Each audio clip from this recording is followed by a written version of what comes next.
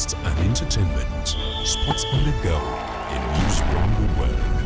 Watch Spectrum TV on StarTimes DTH Channel 421 and free-to-air frequency 12733.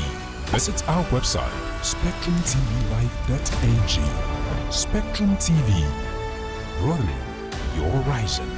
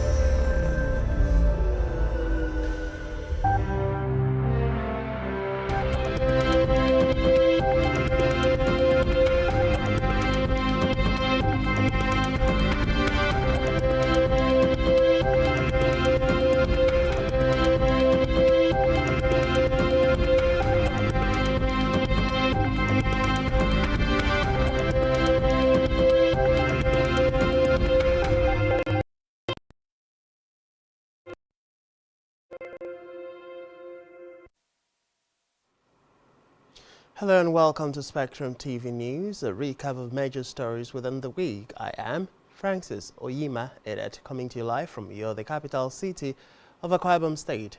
Let's take a look at the headlines.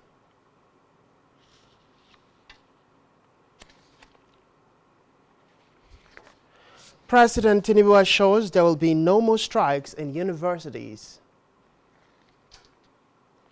Akwa Ibom State Governor Pastor Umoino honored with Excellence Award in Good Governance by Nigerian Guild of Editors. Plus, US-Philippines signed landmark nuclear deal. We will bring you details of these stories and more in a moment.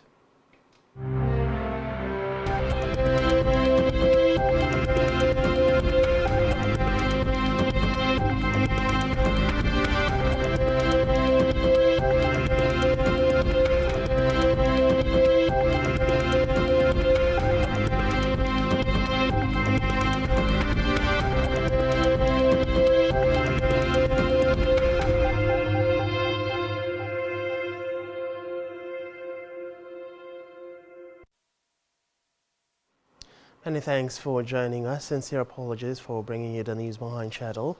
First, in our recap news stories is a report that President Bola Tinubu has counselled the controversial deduction of 40% of internally generated revenues from federal universities across the country. The president, who was represented by the Minister of Education Tahir Maman, spoke within the course of the week at the 75th Founders' Day ceremony of the University of Ibadan and described the policy implementation as ill-timed. He also maintained that it was not the best time for such a policy since the universities are struggling. In a speech as a visitor to the university, Tinubu pledged his commitment to the reform of the nation's education sector as the bedrock for national development.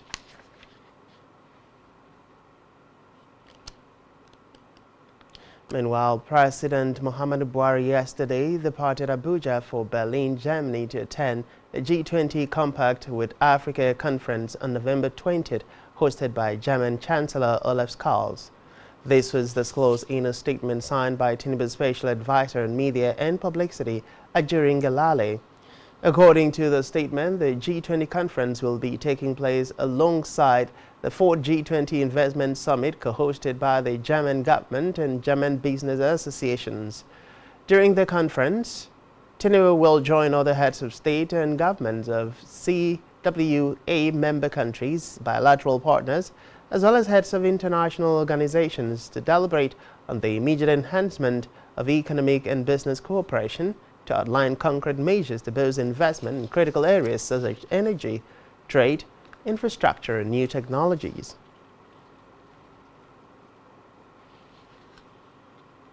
Meanwhile, President Bola Ahmed Tinubu has said that his administration would take all necessary actions to ensure Nigerian universities do not embark on strike actions again. President Tinubu said the federal government was willing to establish synergy with all the academic unions within universities in the country, as well as exhaust all avenues for dialogue before any strike action. Speaking at the 33rd convocation ceremony of the Federal University of Technology, Akure, President Tinubu expressed hope that the cooperation of the unions with the federal government would ensure the needed educational development in the country. Tinubu, who was represented by former president of West African College of Surgeons, Professor King David Turner Yahweh, said the synergy would help to create an atmosphere of peace and tranquility on all campuses. The president said his administration was committed to tackling all challenges confronting the education sector in the country and to reposition the sector. Meanwhile, Vice President Kashim Shettima has attributed the hardship faced by residents in the northeast to the activities of terrorists in the region. Shettima, who lamented that terrorism had plagued the region for far too long, expressed optimism that the scourge would be defeated. The Vice President, whose speech was read by the Senate President Godswill Akpabio at a book launch titled Terrorism and Counter-Terrorism in Northeast Nigeria, Emerging Perspectives and the Imperative of Air Power in Abuja, said peace could be restored to the region if all stakeholders resolve to work together to address the scourge.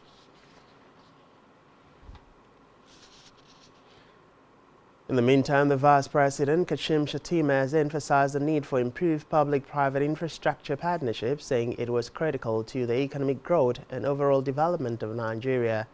The Vice President also noted that President Bola Tinubu is set to replicate the legacies he left as Governor of Lagos State at the national level for the transformation of the country. Shettima made this known at the public presentation of 2 books authored by Yusuf Ali, Senior Advocate of Nigeria, in Abuja. He said the President has much experience in both brokering public-private partnership and understanding what to do in bridging the country's infrastructure gaps.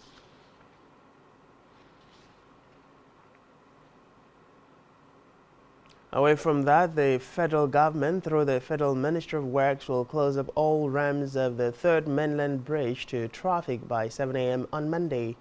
A federal controller of works in Lagos State, Olukorede Kesha, made this known in a statement within the course of the week. Kesha said the federal government was set to undertake extensive repairs on the bridge. Meanwhile, motorists are advised to use alternative routes while cooperating with the traffic management officials deployed to manage traffic and ensure hitch-free movement.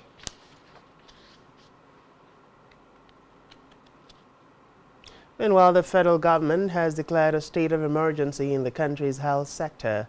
This is being highlighted as stakeholders across the sector converged in Ekiti State for a 64th National Council on Health, where salient issues around the health sector were up for discussions. The Minister for Health and Social Welfare, Mohammed Pata, said the nation's health facilities are in bad shape, noting that there is a need for an urgent intervention. Recall that the House of Representatives had called on the federal government to declare a state of emergency in the sector and allocate significant votes to it in the 2024 budget.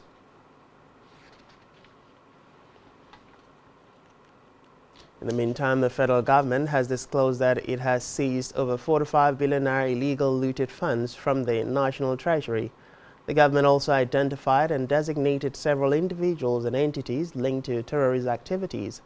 It also confirmed that funds traced to the individuals have been confiscated.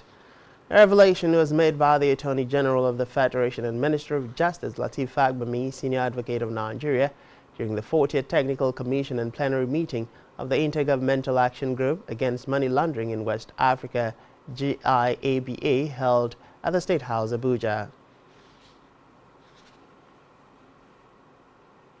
Elsewhere, the federal government has made a bold step to decongest the custodial centers. This is as the Interior Minister, Olugbemi Tinji-Ojo, launched the release of 4,068 inmates who are serving varied terms of imprisonment with an option of fine or compensation. The launch took place at the Medium Security Custodial Center in Kuje, Abuja. Explaining the motive behind the initiative, Tinji-Ojo decried the overpopulation of the custodial facilities across the country. He said the facilities, with the installed capacity to accommodate a little above 50,000, currently hold approximately 80,804 inmates, adding that the overpopulation was overstretching the facilities, hence the need for the federal government's strategic intervention through his ministry. We move to the red chambers, where the Senate has called for an increase in the amount given to lawmakers as funds for constituency projects. The Senate, however, thrashed a bill seeking to provide an act to provide for constituency and other special projects in the annual budget of the federal and for related matters. The lawmakers argued that more funds would enable them to drive constituency projects in their various constituencies and have the money appropriated for in Nigeria's annual budget.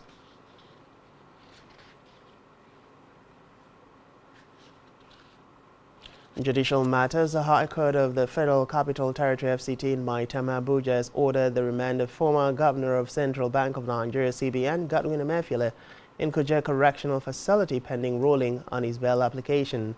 Reports say Justice Hamza Muazu issued the order within the course of the week following Emefiele's arraignment and his plea of not guilty to a 6-count amended charge brought against him by the Economic and Financial Crimes Commission, EFCC. Meanwhile, Justice Muazu, who took arguments on Emefiele's bail application, adjourned till November 22nd for ruling on the bail applications and November 28 for the commencement of trial.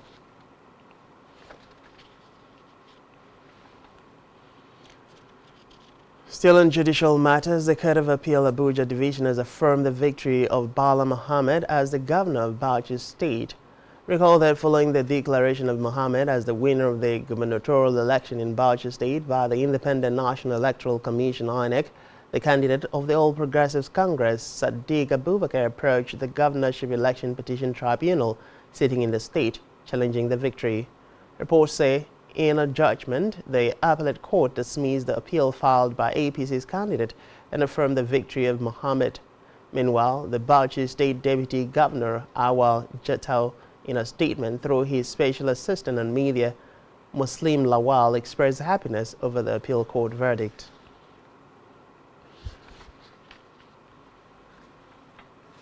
In a related development, the All Progressives Congress has commended the judiciary following appeal court judgment that favored the party. The party's National Publicity Secretary Felix Mokar, in a statement, said the verdict have rekindled the confidence that the judiciary is still the hope of the common man. Recall that the appeal court sitting in Abuja upheld the decision of the Governorship Election Petition Tribunal that declared Nasiru Gawuna of the APC winner of the March 18, 2023 election. The verdict came barely 24 hours after the court declared the governorship election of Zamfara State inconclusive and ordered a rerun in 3 local government areas of the state. A statement noted that both judgment underscored the vibrancy and independency of the judiciary.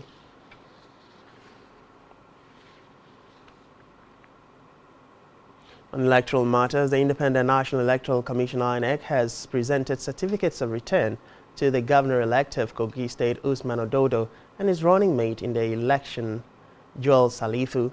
Reports say the certificates of return were presented at the INEC headquarters in Lokoja, the state capital, amid jubilation by a mammoth crowd of supporters.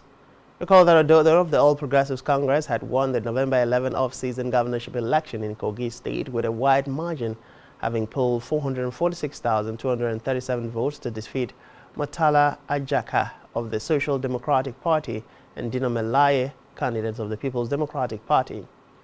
Speaking shortly after receiving his certificate, the governor-elect assured the people that he would make good his campaign promise to build on the sterling achievement of Governor Yahaya Bello while preserving the unity of the state. In a related development, the Independent National Electoral Commission (INEC) has issued a certificate of return to the Bayelsa State Governor and candidate of the People's Democratic Party, Doye Diri, who won the November 11 governorship election in the state. Reports say the INEC National Commissioner supervising Akwabom, Rivers and Bayelsa, May Agbamuche Mbu, handed the certificate of return to Diri at the Professor Mahmoud Yakubu Media Center, INEC State Office, Yenagwa. And while the governor reiterated his commitment to the people and promised that he will fulfill his campaign promises.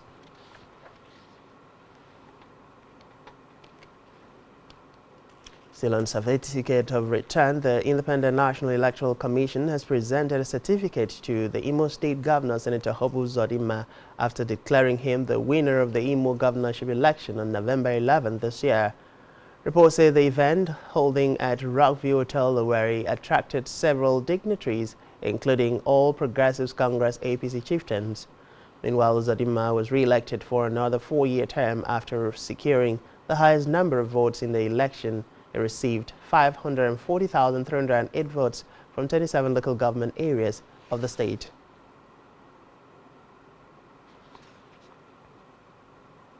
Away from that, the Nigerian Defense Academy (NDA) said it would conduct its annual range classification and introductory shooting exercises for cadets of the 73 regular corps and urged the residents not to panic.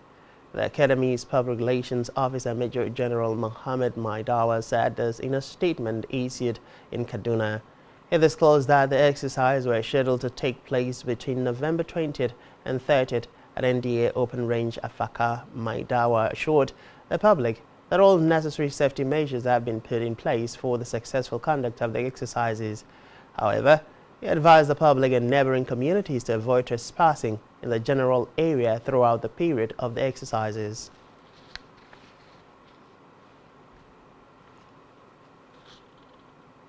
In a separate development, the Abia State Governor Alex Otti has initiated the disbursement of salary arrears owed judiciary workers in the state over a period spanning 8 years.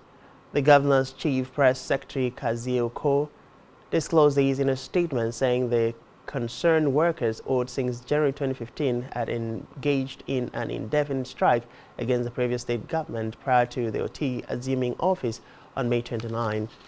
Oko highlighted that the workers' demands included the confirmation of Justice Lillian Abai as the substantive chief judge, who had been in an acting capacity for over 6 months. Other demands comprised the settlement of arrears under the Consolidated Judiciary Staff Salary Structure, leave allowances, and the establishment of judicial autonomy.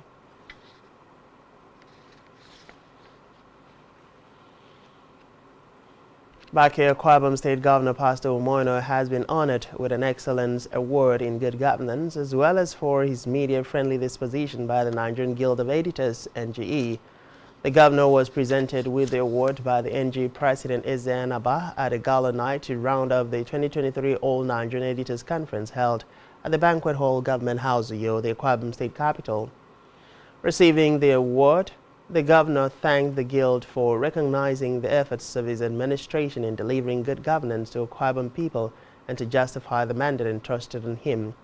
He appreciated the NGE for choosing Akwa Ibom State for their 19th conference and reaffirmed the readiness of the state government to collaborate with the media to tell the Akwa Ibom story, which according to him is written with a focus on the Arise agenda. Explaining the commitment of his administration to the Arise agenda, Governor Eno said the state has been blessed with great leaders who have raised the bar in infrastructure, stressing that it was necessary to better the lives of the citizenry who dwell mostly in rural areas by connecting the dots. In his remarks, the national president of the NGE, Ezean Abai, extolled the Governor Omoino-led government for raising the bar in governance through the Arise agenda. He reaffirmed the need and benefits of continuum in governance as evident in the success stories in the different sectors of the state, adding that Governor Eno has revealed to the world the possibility of a better Nigeria.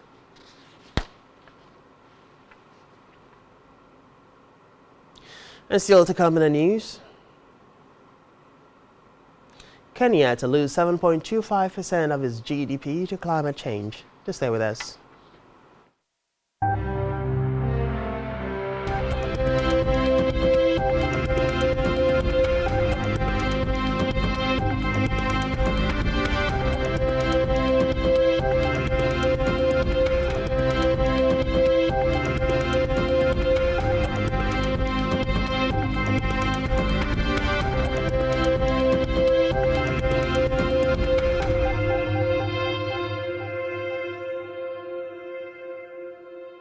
For brilliant broadcasts and entertainment, sports on the go, and news around the world, watch Spectrum TV on StarTimes DTH Channel 421 and free-to-air frequency 12733.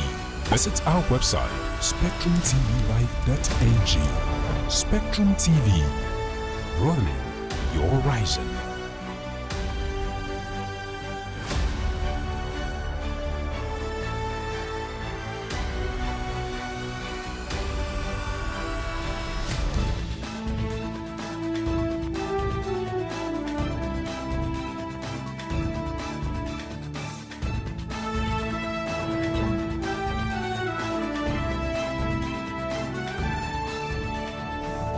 Spectrum TV, broadening your horizon.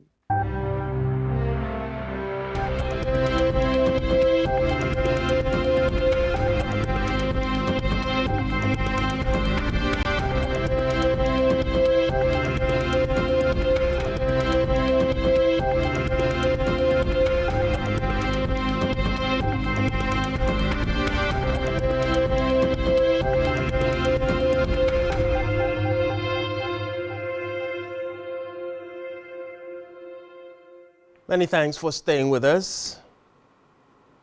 We return now to the rest of our news stories. Move to Africa, where Russia has sent the first of its promised shipments of free grain to Africa. This was disclosed in a statement by the country's Agriculture Minister Dmitry Purushev today.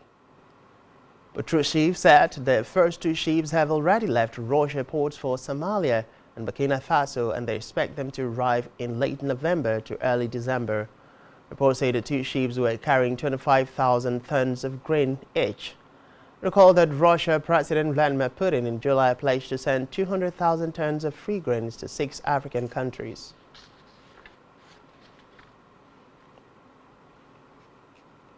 Still in Africa, Zimbabwe has declared a state of emergency in the capital Harare over a cholera outbreak.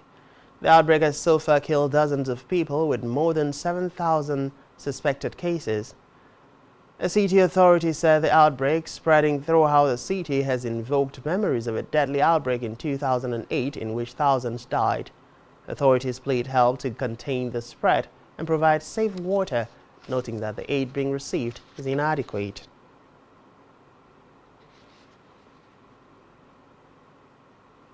Meanwhile, the United States and the Philippines have signed a landmark deal that would allow Washington to export nuclear technology and material to Manila.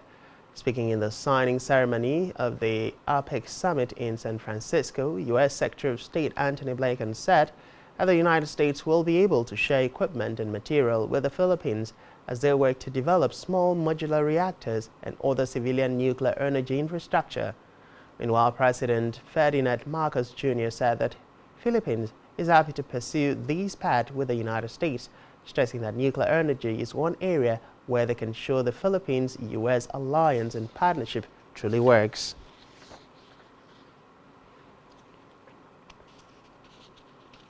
Meanwhile, the UN Security Council adopted a resolution calling for urgent humanitarian pauses in the Israel-Hamas war after 4 previous failures. The vote came after the health ministry in Hamas-run Gaza denied Israeli claims that its troops had found weapons, combat gear and technological equipment in the Al-Shifa hospital.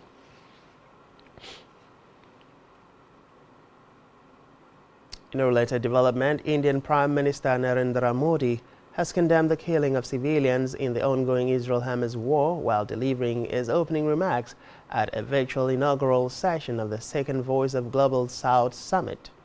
Modi also reiterated his government's condemnation of Hamas' attack on October 7th on Israel and called for exercising restraint while laying emphasis on dialogue and diplomacy. The Prime Minister said India has sent humanitarian aid to the people of Palestine after speaking to Palestinian Authority President Mahmoud Abbas. He urged the countries of the Global South to unite for the greater global good.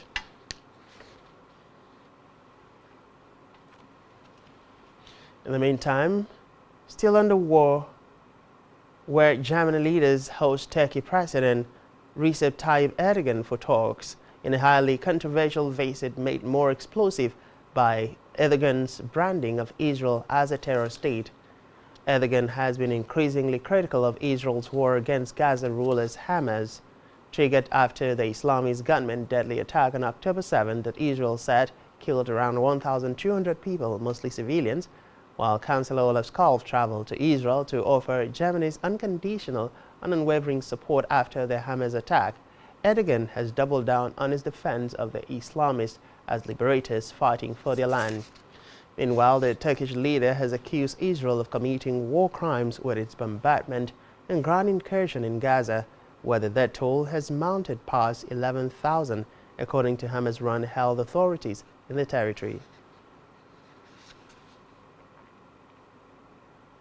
Still on the foreign scene, a whistleblower, David McBride, who helped expose allegations of Australian war crimes in Afghanistan, has pleaded guilty to leaking classified information.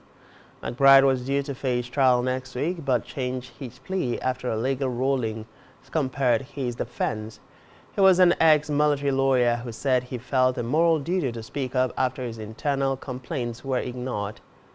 A landmark inquiry later found evidence that Australian forces had unlawfully killed 39 Afghans during the war. McBride admits he gave troves of documents to newsmen because he was concerned about what he then thought was the over-investigation of troops.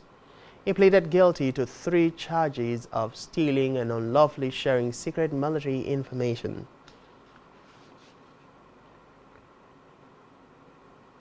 Elsewhere, a French senator was in custody within the course of the week on suspicion of drugging a member of parliament with a view to assaulting her. Prosecutors and sources familiar with the case told newsmen. Joël Guariou, a centuries senator from Western France, was being held for administering to a person without their knowledge a substance likely to diminish their judgment or self-control to commit a rape or sexual assault. While the prosecutors named the victim only as a woman who filed a complaint, several sources familiar with the case told reporters she was a member of parliament. She allegedly felt strange after accepting a drink on Tuesday night at the 66-year-old senator's Paris home. Prosecutors say the two were not in an intimate relationship. Meanwhile, tests revealed that she had ecstasy in her system, investigators added, prompting her to file a criminal complaint. According to prosecutors, Guariou was arrested and held in custody on the Court in the Act rules, allowing police to override his parliamentary immunity.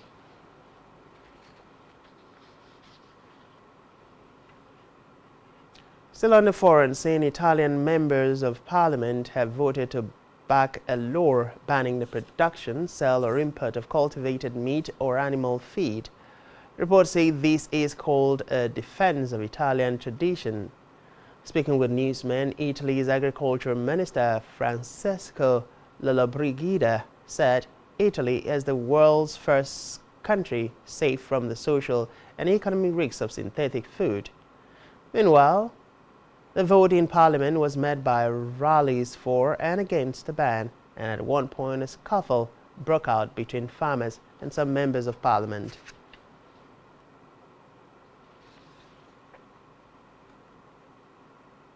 Meanwhile, Italians have faced disruption as transport workers and other public sector employees from two of the country's largest unions got on strike in protest over the government's budget plans for 2024.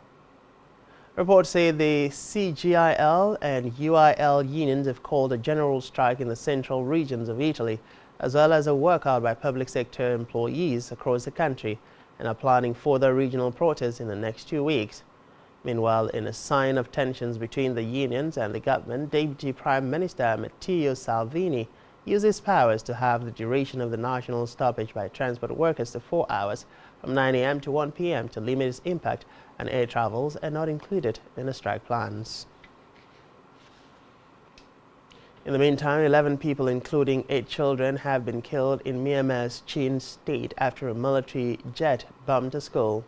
According to villagers, the strike on the remote village of Violu in the mountainous region happened on Wednesday.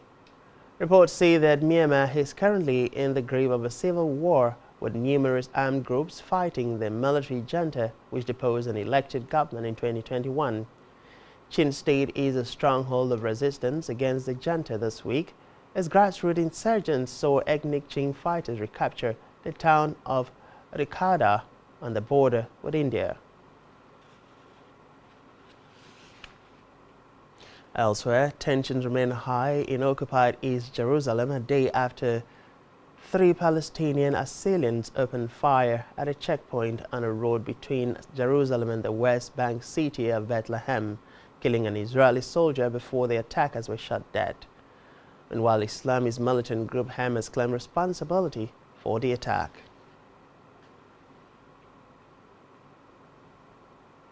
Elsewhere, the European Union has accused Russia of making a shameful use of migrants to put pressure on other countries, saying it had noted an increased number of undocumented asylum seekers crossing Russia's border to Finland. Helsinki announced on Thursday that it will close 4 of its 8 border crossings with Russia from this weekend because of the increased flow of asylum seekers. Still on the foreign scene, an independent Scotland would move quickly to rejoin the European Union, the Scottish government said within the course of the week as it laid out its plans for getting back into the bloc. The administration led by Scottish National Party SNP said that Scotland would apply to rejoin the EU as soon as possible after independence, although that is not currently on the horizon.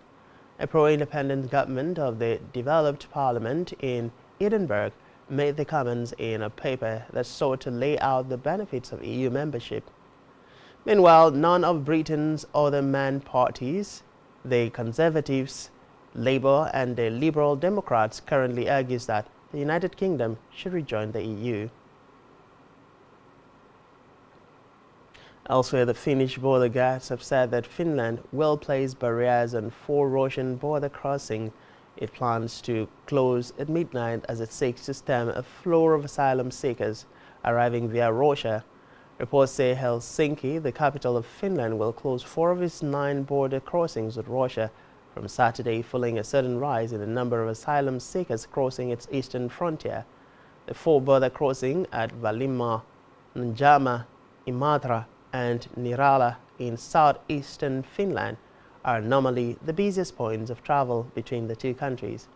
Meanwhile, the border guards had head of internal affairs Martti Pikaniti told newsmen that the use of barrier devices to prevent entry were a response to changes in Russia's border policy.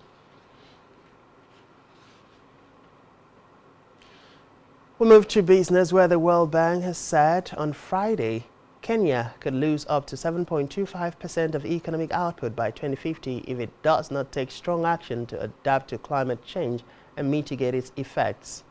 Reports say, like other frontier economies, the East African nation has been suffering from the effects of global heating, including prolonged droughts in recent years. World Bank noted that by 2050, inactions against climate change could result in a decline in real GDP of 3.61 to 7.25%. The World Bank said in a new publication called Kenyan Country Climate and Development Report.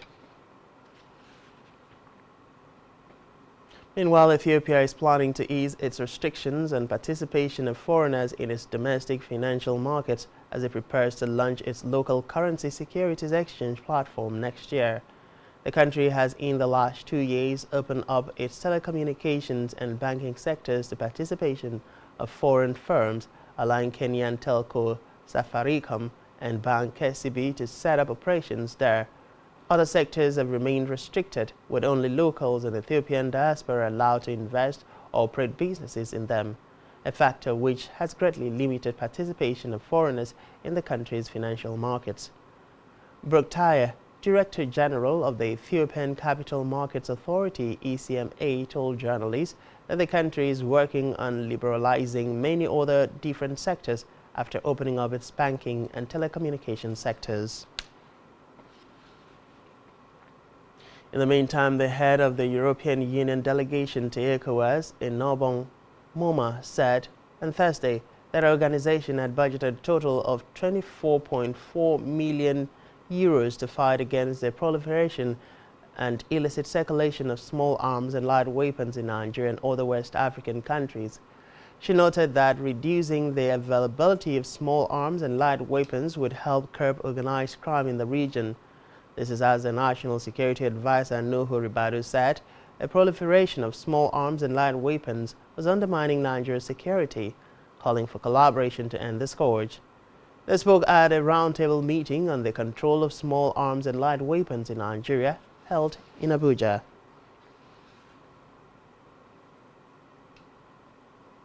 And still to come in the news, Amokachi Yobo back Eagles to qualify for World Cup. To stay with us.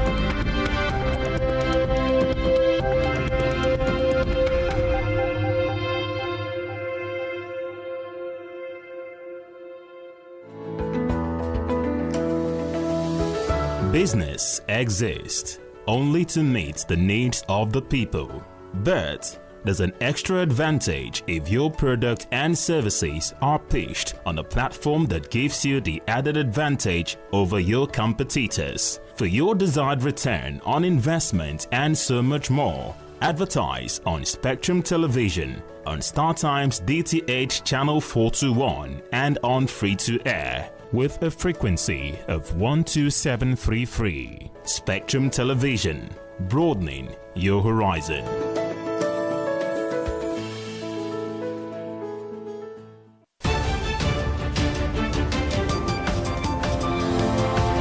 Every day marks a day of significance. That in view of the apology tendered by this former minister who had earlier been cleared by this August Assembly, as we face critical issues, developments and events which shape our social and political landscape here in Nigeria and beyond.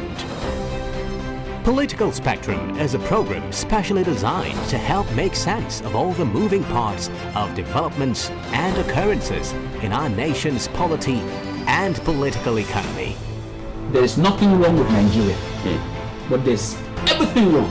The educational history of public figures holds significance beyond mere biographical details.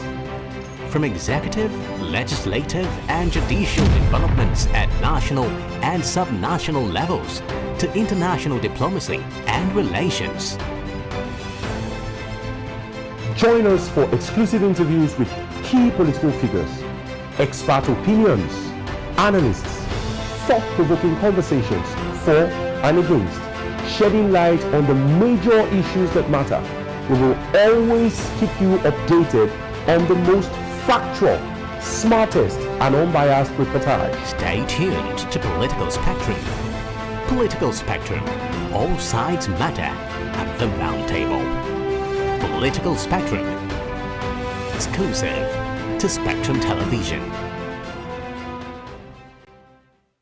The Nigerian police, which is the only one allowed by grossly abused. Our governors have to share police powers with the president as stipulated by the Constitution. We do not have a federal government police force. We have the Nigeria Police Force, which shall be administered, organized, and supervised by the Nigerian Police Force. No, my Lord, I want to say something. I want to say something here.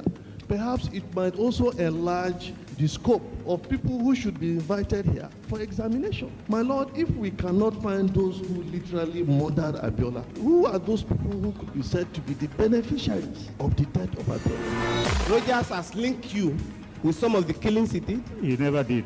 He linked you with the attempted murder of Hebrew. He did not. My Lord, the Matters Council is leading the evidence in our matters. Is this an adversary proceeding? It's not, my Lord, but we can't be talking about cases which are in court, Is this an adversary proceeding? It's not, my Lord. These cases are in court, my Lord. I'm just reminding your Lordship.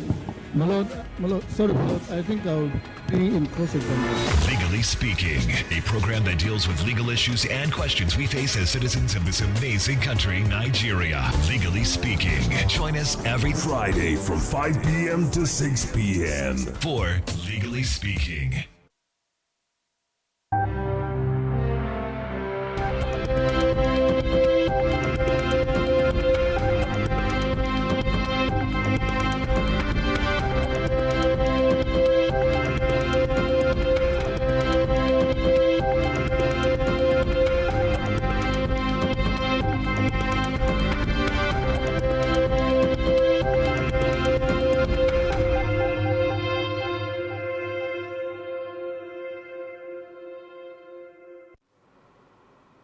Many thanks for staying with us, and now to the concluding part of our news stories.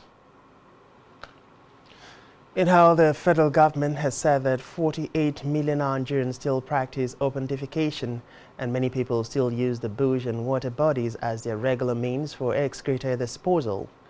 Speaking during a joint press briefing organized by the Ministry of Environment and the Ministry of Water Resources and Sanitation in commemoration of World Toilets Day in Abuja, the Minister of Environment, Balarabe Abbas, noted that many institutions do not have sanitary facilities.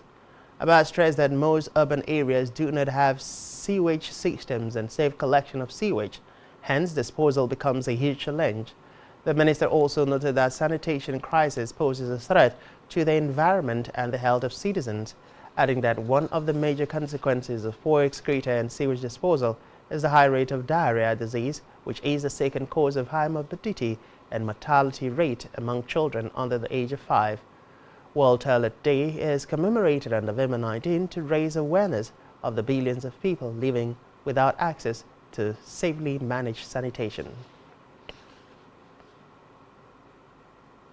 Still in hell, the Federal Capital Territory Authority FCTA says it is targeting 559 communities in the 6 area councils of the territory for administration of free deworming drugs for the elimination of neglected tropical diseases and TDs. The Mandate Secretary, Health and Human Services Secretariat FCTA, Dr.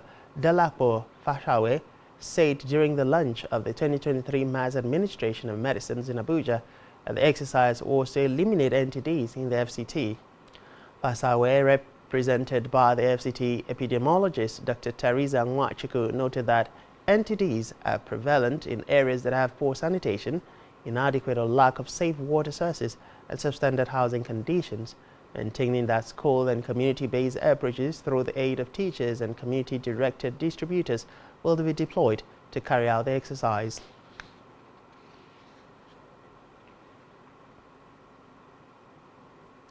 We move over to sports now, where the Super Eagles are eager to redeem themselves with a win when they take on Zimbabwe in Match Day 2 World Cup qualifier at State Hoya in Batara, Rwanda.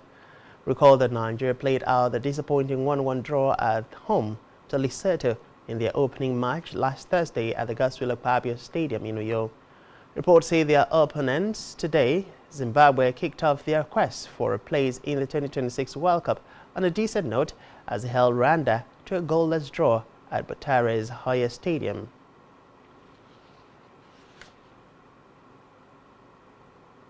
Meanwhile, former national team captains Daniel Amokachi and Joseph Yobo are confident that the Super Eagles will bounce back to winning ways after their poor start in the 2026 World Cup qualifying campaign. Ahead of their matchday 2 encounter against Zimbabwe today in Kigali, Rwanda, the duo who won the AFCON title as a player in 1994 and 2013 expressed confidence in the team's talent to secure qualification for the 2026 edition of the tournament to be co-hosted by USA, Canada and Mexico. Swinging newsmen in separate charts, the AFCON winners also added that Joseph Pisirius' side poses the quality to land a 4th AFCON title. Elsewhere, former UFC middleweight champion is still a betting favorite against Alex Pereira after Pereira returned to the limelight with a sensational knockout victory over Jiri Prochazka at UFC 295, seizing the coveted light heavyweight title. Reports say despite holding a knockout and decision win over Adesanya during their respective kickboxing tenures and a TKO win in the UFC while suffering only one loss to the Nigerian-born fighter, Pereira is still regarded as the underdog.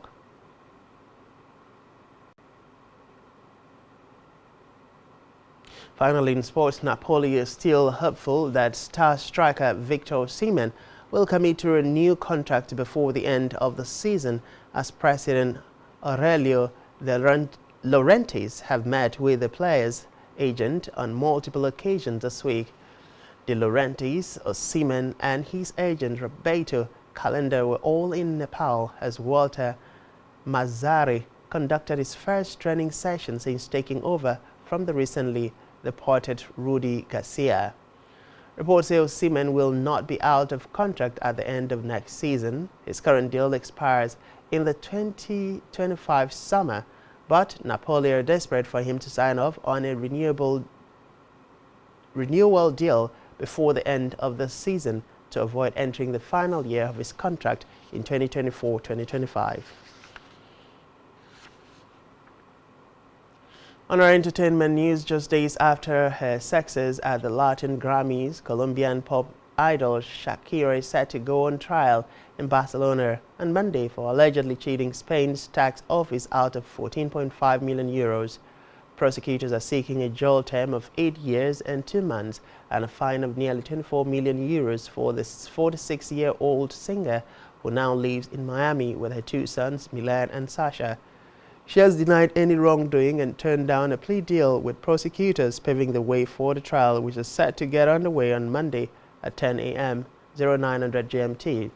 Reports say the case centers on where the singer, whose hit singles include Hips Don't Lie, Whenever, Wherever, and the 2010 World Cup song Waka Waka, lived between 2012 and 2014. Still on entertainment, the National Film and Video Censors Board, NFVCB, has vowed to clamp down on over-the-top OTT streaming services violating the Nigerian digital content law. Executive Director, NFVCB, Adedayo Thomas, said these are the closing of the 3rd edition of the NFVCB's Digital Content Regulation Conference in Lagos. The 3-day conference was tagged NFVCB Netflix Save Screen and Digital Entertainment Space Forum. Thomas said that the Nigerian creative industry law covered online OTT and streamers and that the board was working closely with security agencies to ensure that violators face the law. Meanwhile, the NFVCB boss commended popular OTT streaming service Netflix on its compliance with the digital content law and collaboration with the board. Away from that, comedian Dana Carvey has mourned the death of his son, Dex Carvey, who passed away at age 32 due to an accidental drug overdose. Reports say the comedian's son Dex Cavi died at his residence in Los Angeles County due to an overdose. Meanwhile, the comedian and actor Dana Cavi wrote in a joint statement with wife Paula Zweiman on Instagram. They said, in a joint tribute, the eldest child, described as a beautiful person, passed on. And finally, on our entertainment news, American rapper Meek Mill has announced that he will follow in Snoop Dogg's steps and completely quit smoking. The rapper said he was advised by his doctor to stop smoking to avoid cutting his lifeline in half after he was diagnosed of emphysema. Meanwhile, Meek, who disclosed this while reacting to the news of his colleague Snoop Dogg quitting smoking, said that he might relocate to Dubai, United Arab Emirates, in a bid to quit smoking completely.